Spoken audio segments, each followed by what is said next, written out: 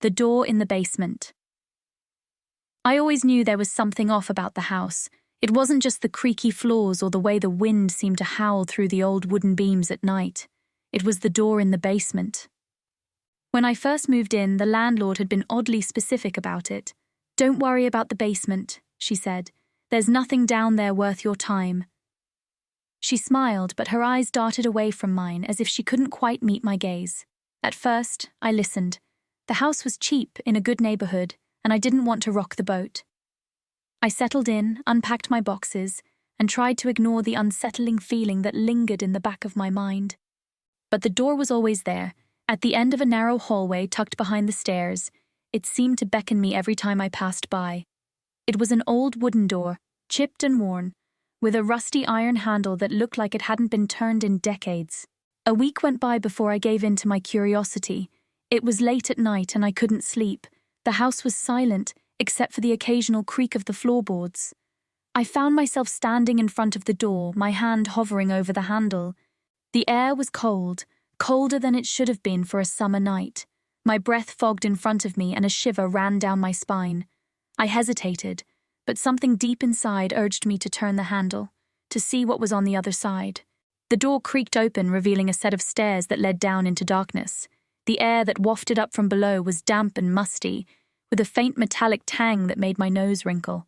I fumbled for the light switch, but there was none, only darkness. I took a deep breath and stepped onto the first stair. The wood groaned under my weight, but I pressed on, one hand trailing along the rough stone wall for balance. As I descended, the air grew colder and the smell grew stronger. It was familiar, but I couldn't quite place it. When I reached the bottom of the stairs, I stopped. My eyes had adjusted to the darkness, but it was still too dim to see much. I could make out vague shapes, boxes, old furniture, and something else, something that glinted in the faint light filtering down from above. I stepped closer, squinting in the darkness. It was a mirror, leaning against the far wall. An old ornate mirror with a cracked silver frame.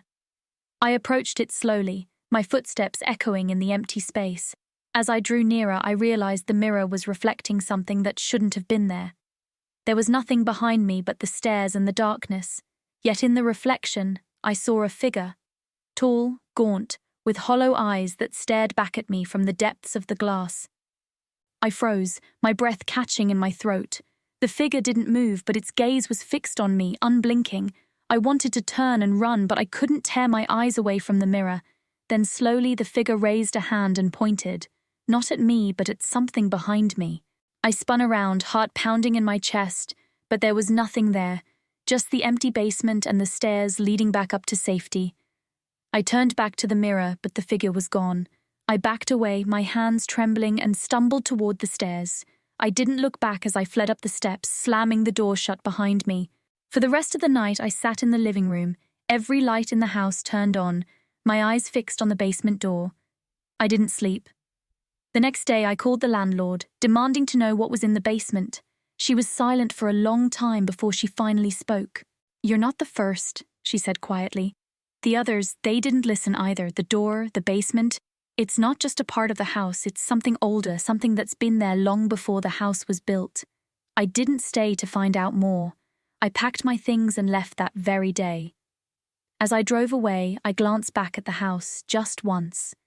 The basement window was dark, but I thought I saw a figure standing there watching me leave. I never went back, but sometimes, late at night, I dream of that door, of what might have happened if I hadn't turned and run, and when I wake up, I can still feel the cold air on my skin and the faint metallic smell that haunts my memories. The Forgotten Room. Jake had lived in the old farmhouse for almost a year before he discovered the room. The house was large, with winding hallways and more doors than seemed necessary, so it wasn't surprising that he hadn't noticed it before. But one night, while wandering the halls unable to sleep, he found it. The door was plain and unmarked, tucked away at the end of a narrow corridor he rarely visited. Something about it felt off, though Jake couldn't put his finger on why. The paint was chipped, and the wood felt unnaturally cold under his hand. Without really thinking, he turned the knob and pushed it open. Inside was a small, windowless room, lit only by the soft glow of moonlight filtering in through a crack in the ceiling.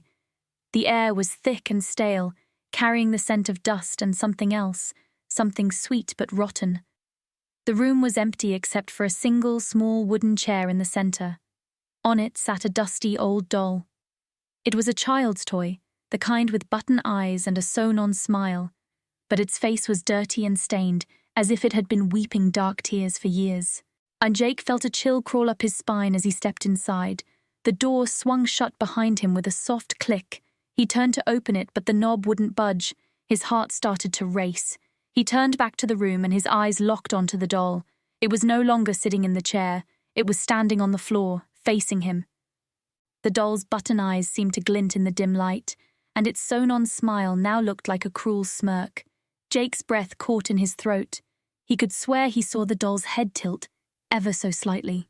Then in the silence, he heard a soft, childlike giggle. It echoed around the room, though there was no one else there. Panicking, Jake pounded on the door, trying to force it open.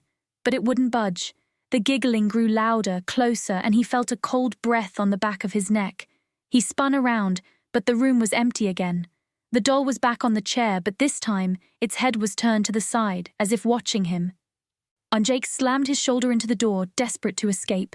Finally, with a loud crack, the door flew open and he stumbled out into the hallway.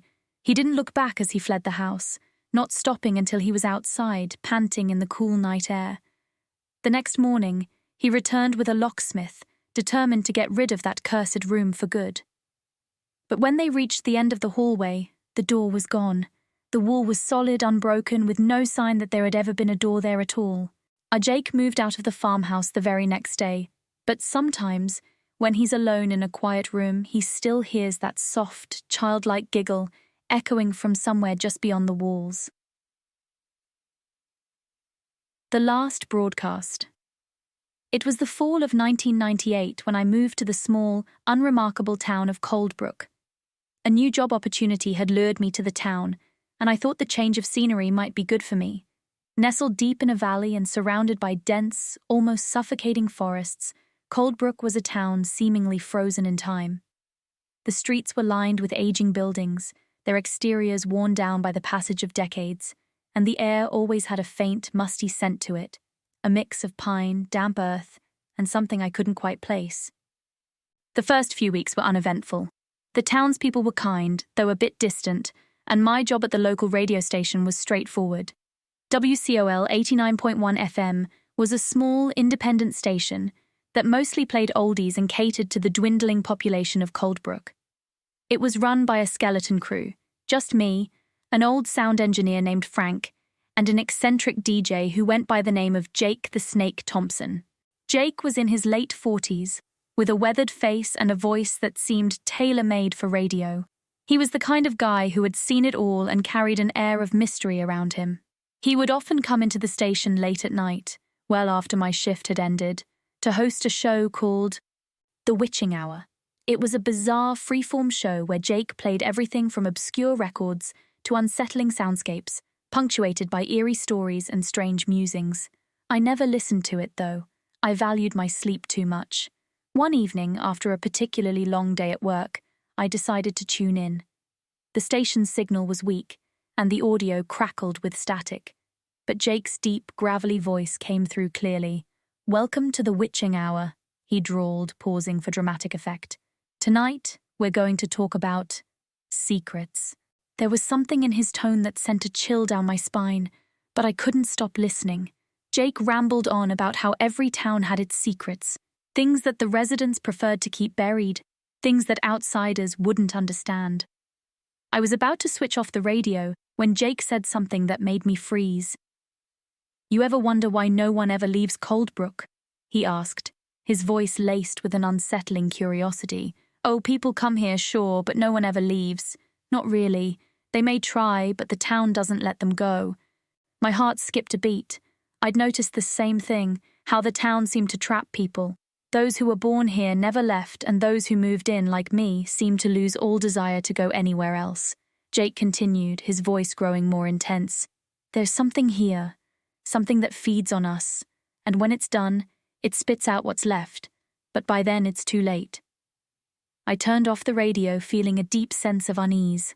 I tried to brush off Jake's words as just another one of his creepy stories, but they lingered in my mind.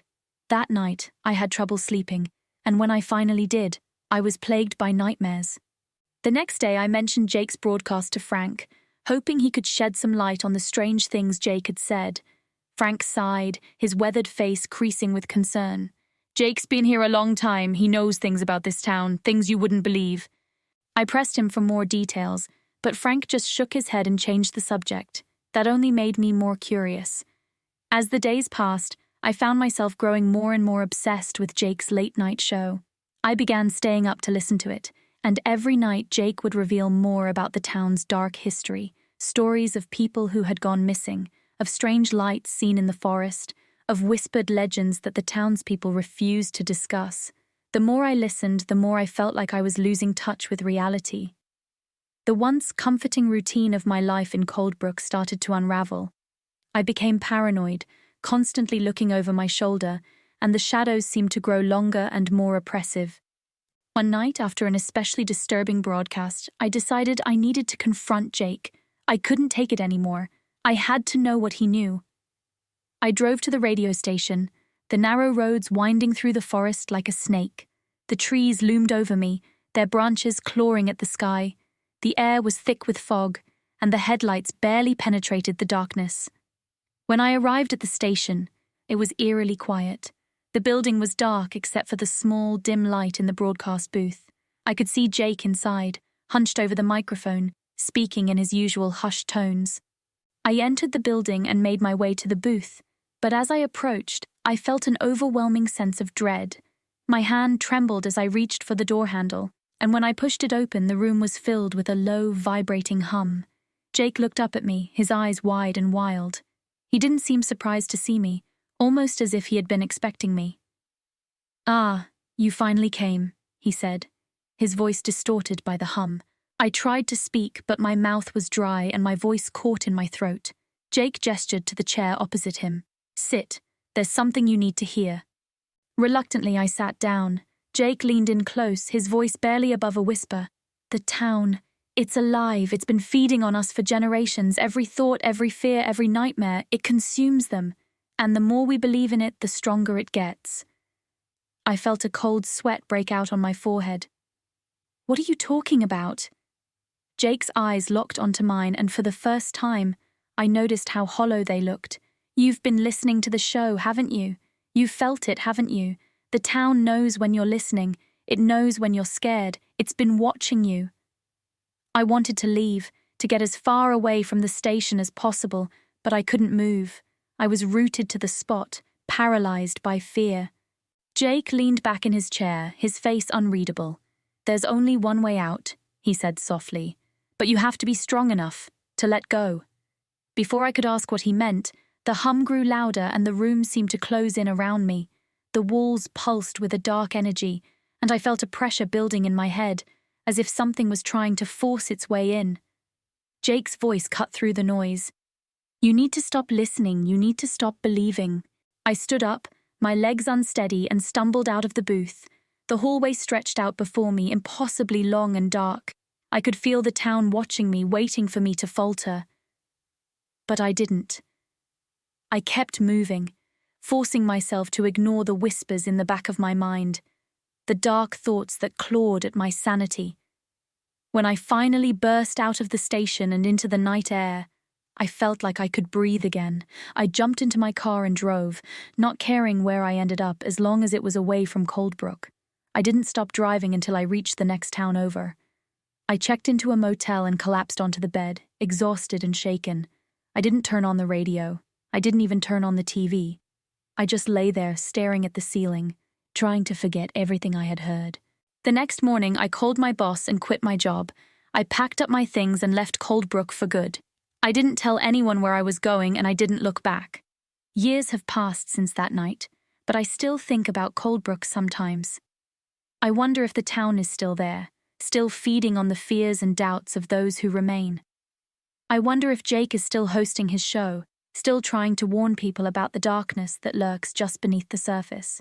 I don't listen to the radio anymore. I can't. Because sometimes, late at night, when everything is quiet, I can still hear that low, vibrating hum. And I know that if I let it, it will consume me, just like it did to all the others who came before me. So I keep moving, never staying in one place too long, never letting my guard down, because I know that the town is still out there, waiting for me to slip, waiting for me to listen. And when I do, it will finally have me. Thank you so much for watching.